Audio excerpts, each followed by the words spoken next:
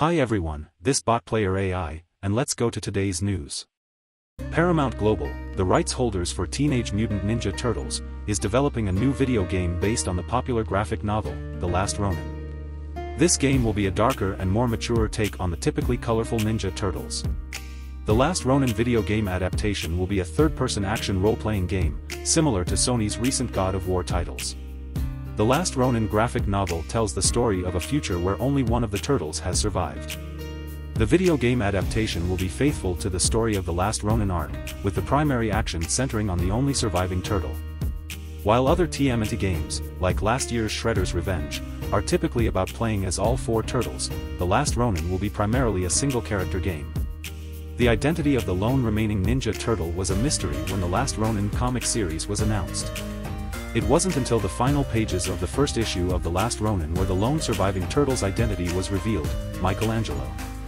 The remaining turtles and Master Splinter have all been exterminated by the Foot Clan, leading Mike to seek justice for their deaths in a battle-ravaged New York City. The Last Ronin video game adaptation is being developed by an unnamed studio and is likely a few years off from release.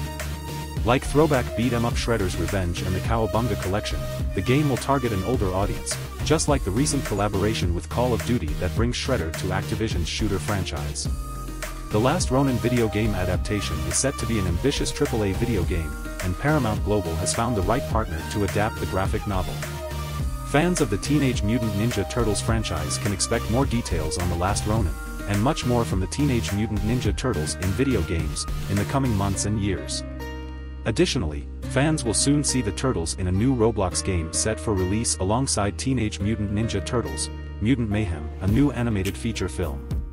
The Roblox game is being developed by GameFam, the studio behind Sonic the Hedgehog's Roblox outing, Sonic Speed Simulator. Capcom's Resident Evil 4 Remake has achieved the biggest Steam launch in the series' history.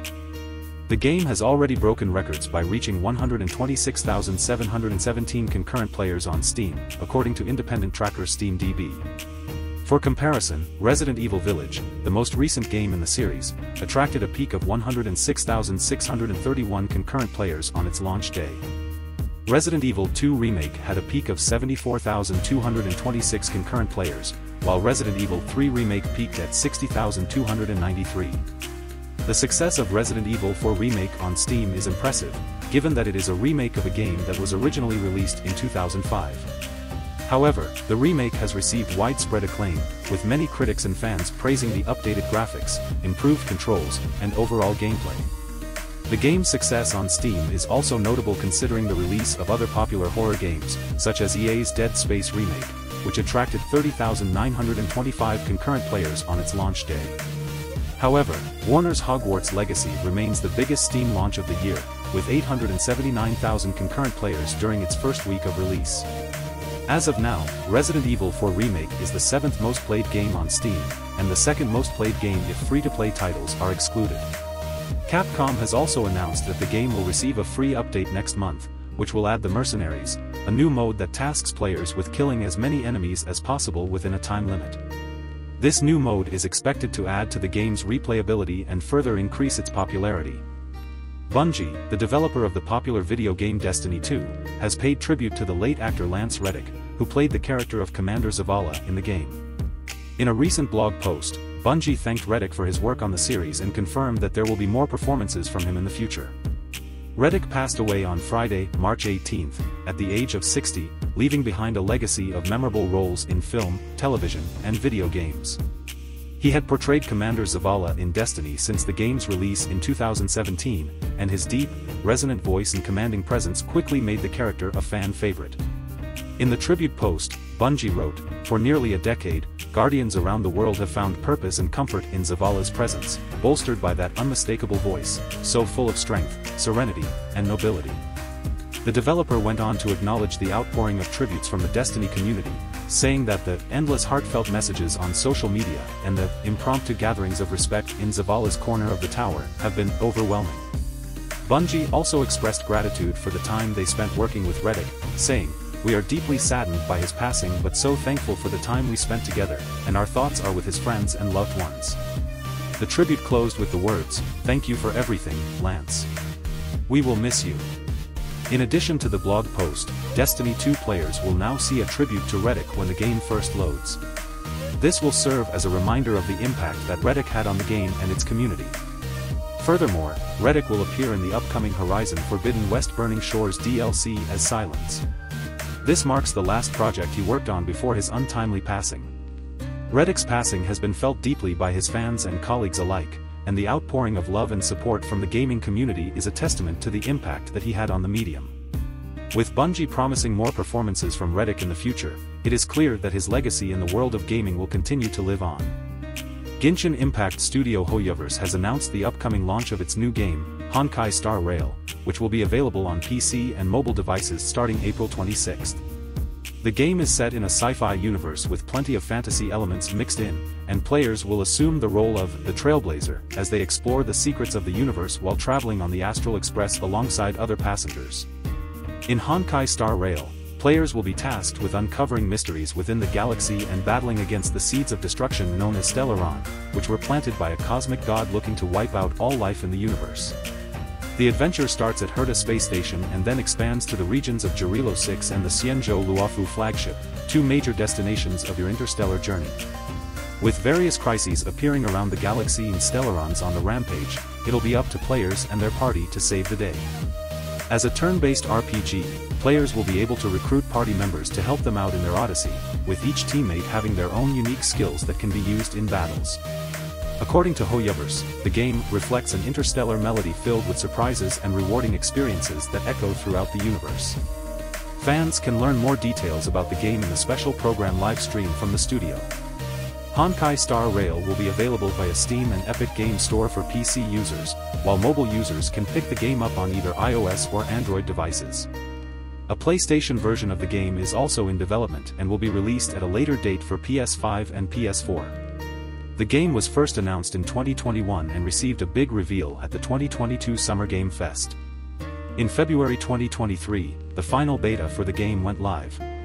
Fans have been eagerly anticipating the launch of Honkai Star Rail, and it seems that it will be worth the wait for those interested in a sci-fi RPG with engaging characters, a compelling story, and exciting battles. Fortnite fans have something to look forward to, as Epic Games recently announced that players are now allowed to recreate the original map using the Unreal Editor for Fortnite add-on, Creative 2.0. Normally, recreating a company's intellectual property is not allowed, but Epic Games has updated their terms to allow for these imitations of the original map. In a blog post, the Fortnite team said, "We are as excited as you to relive the experiences we shared in the original Fortnite Battle Royale Chapter 1 map, and so we are granting a special and specific exception to allow creators to publish their own remakes of the Chapter 1 maps, and only the Chapter 1 maps. However, there is one stipulation to this allowance: creators will not be able to monetize their designs. Similar to maps built using the Battle Royale Island, Starter Island, islands recreating Chapter 1 maps will remain ineligible for monetization." One studio, Atlas Creative, has already taken advantage of this new allowance and created a fan-favorite remake of the Chapter 1 map. Players can once again visit iconic locations such as Tilted Towers and Greasy Grove. This announcement comes with the recent launch of Creative 2.0, a PC-only add-on for the Battle Royale game that allows players to create their own custom maps and modes. With the addition of the Unreal Editor for Fortnite, players have even more tools at their disposal to create their own versions of the original map.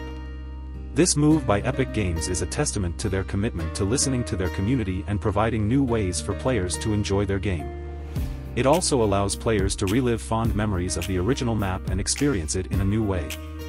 Following reports that Microsoft had pulled games from PlayStation and didn't want Bethesda's Redfall on PS5, the company has responded, stating that it hasn't pulled any games from PlayStation and has even expanded our footprint of games by releasing PS5 exclusives Deathloop and Ghostwire Tokyo on Xbox.